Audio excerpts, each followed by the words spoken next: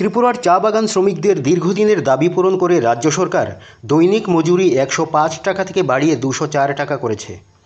এই ঐতিহাসিক সিদ্ধান্তকে কেন্দ্র করে চণ্ডীপুর মণ্ডলের টি গার্ডেন সেলের উদ্যোগে শ্রমমন্ত্রী টিঙ্কু রায়কে শ্রীরামপুরে এক অনুষ্ঠানে সম্মাননা জানানো হয়। অনুষ্ঠানে উপস্থিত ছিলেন চা বাগান সংগঠনের নেতৃবৃন্দ। শ্রমমন্ত্রী জানান, গত ৭ বছরে বিজেপি সরকার শ্রমিকদের প্রকৃত মর্যাদা দিয়েছে। ৩,১৬৬ জনকে জমির পাট্টা, হাজার হাজার পরিবারকে রেশন কার্ড, ঘর ও আর্থিক সহায়তা দেওয়া হয়েছে। সংবাদ প্রকাশের পর যেসব শ্রমিক বা ছাত্র অসহায়তার মুখোমুখি হয়েছেন তাদের ব্যক্তিগতভাবে সাহায্য করার কথাও জানান মন্ত্রী। তিনি আরও ঘোষণা করেন, আগস্টে শহীদ বিষ্ণুপ্রসাদ গোয়ালার নামে ফুটবল টুর্নামেন্ট হবে, যাতে চা বাগান এলাকার প্রতিভা ও শহীদ পরিবারকে সম্মান জানানো যায়।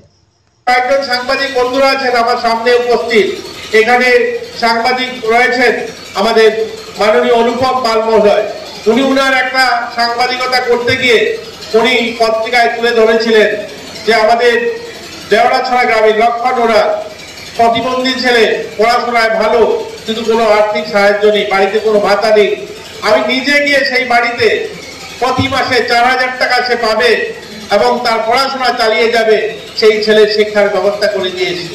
আমি নিজে গিয়েছি সেখানে তার বাড়িতে। সেই সংবাদ দেখার পর আমি যখন সেই সংবাদ দেখেছি, সংবাদ দেখার পর আমি নিজে খুঁজে সেই বাড়িতে গিয়েছি এবং তাকে ৪,০০০ টাকা প্রতি মাসে সামাজিক আমাদের যে পেনশন রয়েছে ৪,০০০ টাকা প্রতি মাসে তাকে মিশন বাৎসল্য স্কিমে করার জন্য ব্যবস্থা সেটা করে দিয়েছি। এখানে দেবাশিস বাবু রয়েছেন সাংবাদিক। উনি একদিন ওনার মিডিয়ায় আমি দেখতে পেলাম যে অমিত সমর নামে একজন ছেলে এই রাঙ্গুম চা বাগানে, যে নাকি একটা অ্যাক্সিডেন্টে তার পা ভেঙে যায়, গাছ থেকে পড়ে পা ভেঙে যায়, তার মা অন্ধ, দেখতে পান না কিছু, বাড়িতে ছোট নাবালিকা রয়েছে, একটা বোন ছোট ১৫ বছরের।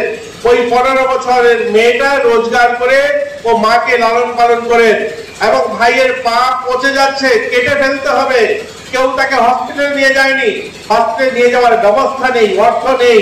সেই সংবাদটা যখন আমি দেখলাম, আমি নিজে মহকুমা প্রশাসনকে জানালাম এবং আমাদের এখানে স্বাস্থ্য দপ্তরকে সিএমএকে জানালাম। ওরা নিজেরা এখান থেকে পাঠিয়ে আগরতলা হসপিটালে পাঠায়।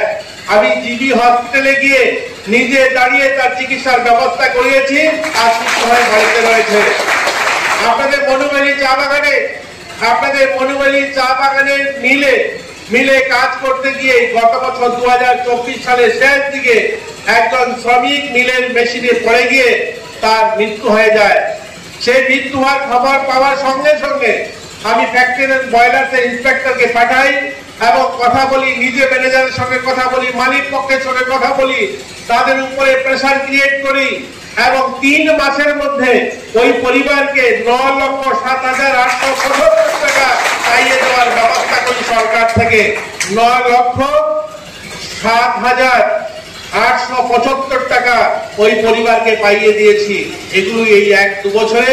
এছাড়া অসংখ্য অগণিত চা শ্রমিক পরিবারের যাদের সামাজিক ভাতা থেকে বঞ্চিত ছিল, যাদের পুরনো পিএফ এর টাকা পাচ্ছিলেন না, যাদের আধার কার্ডের বিভিন্ন বয়সের গরমিল ছিল, এর জন্য অসংখ্য অগণিত অ্যাডমিনিস্ট্রেটিভ ক্যাম্প আপনাদের বাগান এলাকাতে ইতিমধ্যে আমরা করিয়েছি।